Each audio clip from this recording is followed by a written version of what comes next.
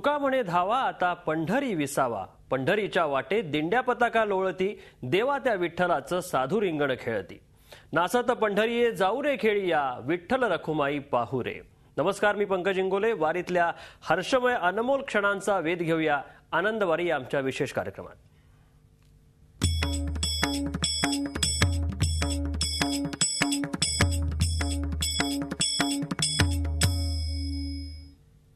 ज्ञानेश्वर माऊलींच्या पालखी सोहळ्यात वेळापूर गावाजवळ धावा करण्याची परंपरा आहे. तुकाराम महाराज जेव्हा वेळापूर गावाजवळ आले तेव्हा त्यांना दुरूनच पांडुरंगाचा कळस दिसला आणि पांडुरंगाच्या भेटीच्या तीव्र इच्छेनं तुकोबा धावत सुटले. तेव्हापासून पांडुरंगाला भेटण्यासाठी धावत जाण्याच्या या परंपरेला धावा म्हणून संबोधलं जाऊ लागलं. तुका म्हणे धावा पंढरी विसावा हा अभंग म्हणत वेळापूरच्या उतारावर वारकरी विठुरायाच्या भेटीच्या ओढीनं धावत सुटतात. हा विलोभनीय सोहळा पाहण्यासाठी हजारो भाविकांनी टेकडीवर गर्दी केली होती. धावा संपल्यानंतर ठिकठिकाणी भारुडांचे फडही रंगले. वेळापूरच्या धाव्याची ही दृश्य आपण बघतात. पांडुरंगाच्या दर्शनाचे भुकेले भक्त असे धावत सुटतात पांडुरंगाच्या भेटीच्या तीव्र इच्छेने.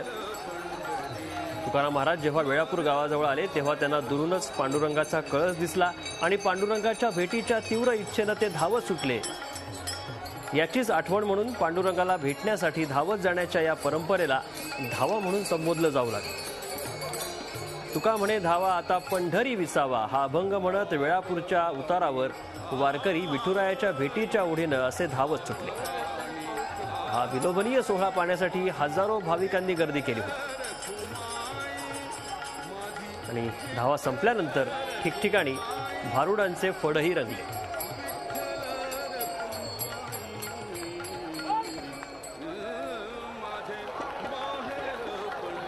वेळापूरच्या धाव्याच्या विसाव्याला शेडगे पंचमंडळी दिंडी यांच्याकडे माऊलींच्या पालखीसमोर भारूड सादर करण्याचा मान असतो आणि त्यांनी त्यानुसार विसाव्याला आज या दिंडीतर्फे भारूड देखील सादर केलं. यालाही उपस्थित वारकऱ्यांनी मोठ्या उत्साहानं दाद दिली.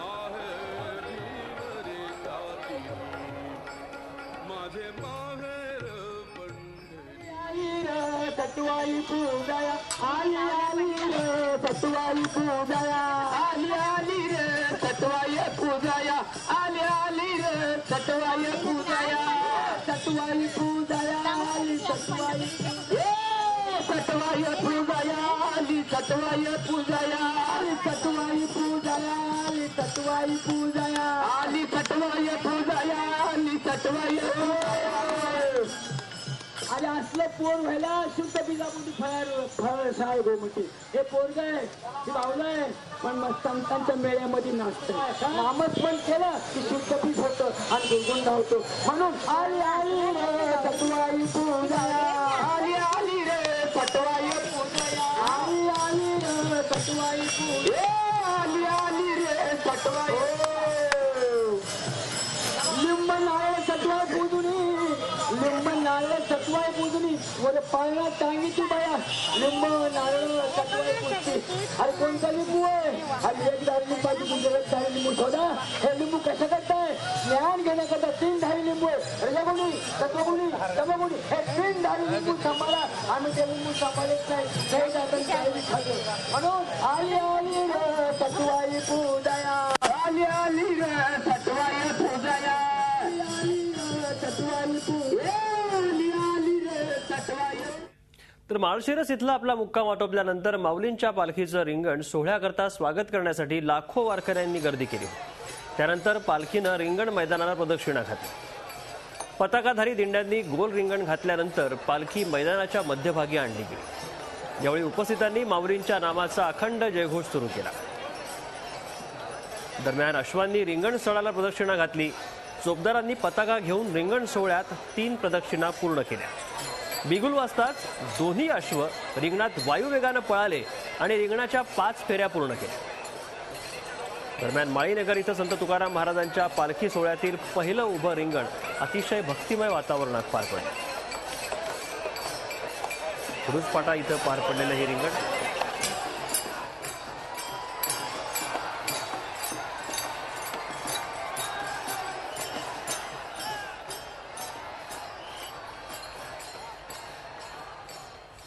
थेट जाऊया वेळापूरला. त्या ठिकाणी धावा झाल्यानंतर भारुडांचे फड रंगलेत. पाहूयात.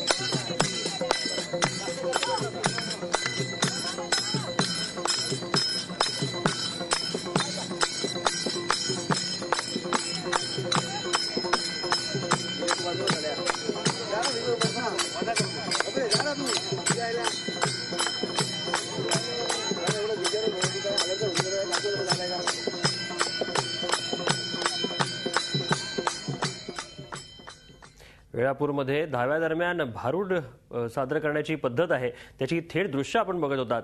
पांडुरंगाच्या दर्शनाची आस लागलेल्या वारकऱ्यांसह लिटिल चॅम्प गायक प्रथमेश लघाटे हा देखील सहभागी झालाय. दरवर्षी एक एक टप्पा पार करणारा प्रथमेश यावेळी नातेपुते ते माळशिरस या टप्प्यादरम्यान माऊलींच्या पालखीत सहभागी झाला. त्याच्याशी खास बातचीत केली आहे आमचे प्रतिनिधी स्वानंद कुलकर्णी यांनी. आषाढीच्या वारीतून विठुरायाचे दर्शन घेण्यासाठी लाखो वारकरी जात असतात. या प्रत्येक वारकऱ्याचा मार्ग कदाचित निराळा असतो, पण ध्येय एकच असतं, पंढरपुराला जाऊन विठुरायाच्या चरणी लीन होणं. असाच एक सुरीला वारकरी आपल्याला भेटलाय सदाशिवनगरमध्ये, जो खास माऊलींचं पहिलं गोल रिंगण जे आहे ते पाहायला आला होता. लिटिल चॅम्प म्हणून आपल्या सगळ्यांना परिचित असलेला प्रथमेश लघाटे आपल्याबरोबर. प्रथमेश, मला सांग, तू दरवर्षी वारीत येतोस का आणि तुझा अनुभव काय असतो? मी गेले 3 वर्ष वारीत येतोय. हे माझं 4थं वर्ष आहे. पहिल्यांदा मी जेजुरी टू वाल्हे असं टप्पा चाललो, एक एक टप्पा चालतो मी. ह्या वर्षी नातेपुतेपासून माळशिरस हा टप्पा चालतोय. वारीत यायचा उद्देश एकच असतो की एकतर त्यानिमित्ताने माऊलींची सेवा होते, इथे आल्यावर जी एनर्जी मिळते ही खूप वेगळी असते. आणि दुसरा महत्त्वाचा उद्देश असा की सगळ्या वारकरी लोकांचं गाणं ऐकायला मिळतं आणि ज्यामुळे त्याच्यामध्ये आपण खूप शिकण्यासारखं असतं त्या गाण्यामध्ये. इथे आल्यावर मी दिंडीमध्ये चालताना गातोही त्यांच्याबरोबर, मी अभंग गातो, त्यांच्या अभंगामध्ये आलापी करतो. असे वेगवेगळे अभंग आहे हे तुला जास्त आवडत असेल, कारण टाळ मृदुंगाचा हा जो गजर असतो आणि त्याच्याबरोबर अभंग, म्हणजे लिटिल चॅम्प्सच्या स्पर्धेतही तू कायम भक्ती गीतं जास्त गायली होतीस.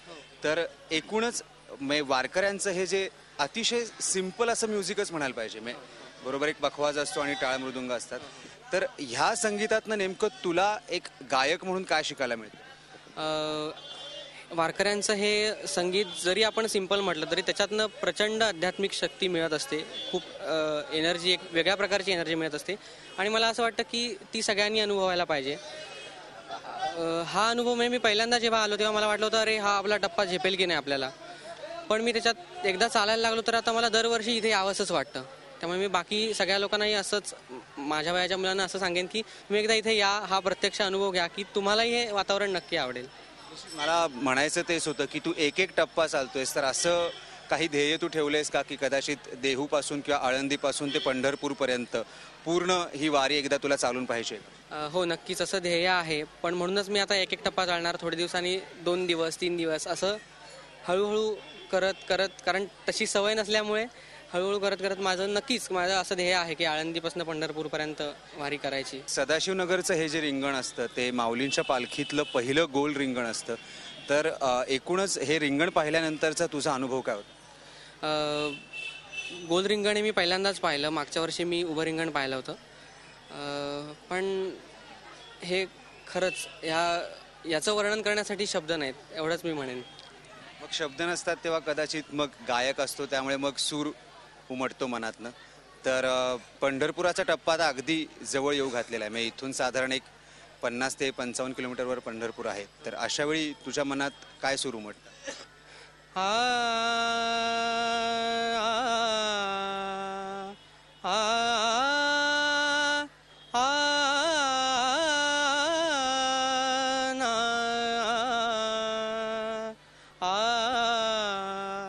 अवघे गरजे पंढरपूर, अवघे गरजे पंढरपूर चालला नामाचा गजर चालला नामाचा गजर अवघे गरजे पंढरपूर अवघे गरजे पंढरपूर चालला नामाचा गजर टाळ घोष कानी येती टाळ घोष कानी येती ध्यानी विठ्ठलाची मूर्ती ध्यानी विठ्ठलाची मूर्ती नामरंगी रंगले हो नामरंगी रंगले हो नामरंगी रंगले हो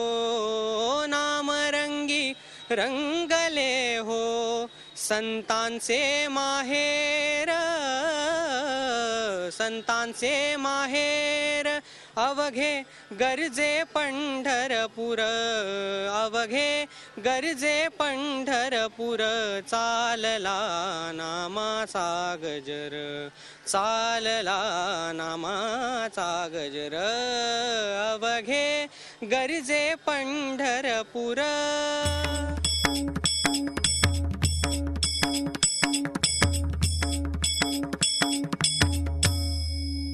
झी 24 तास एक पाऊल पुढे.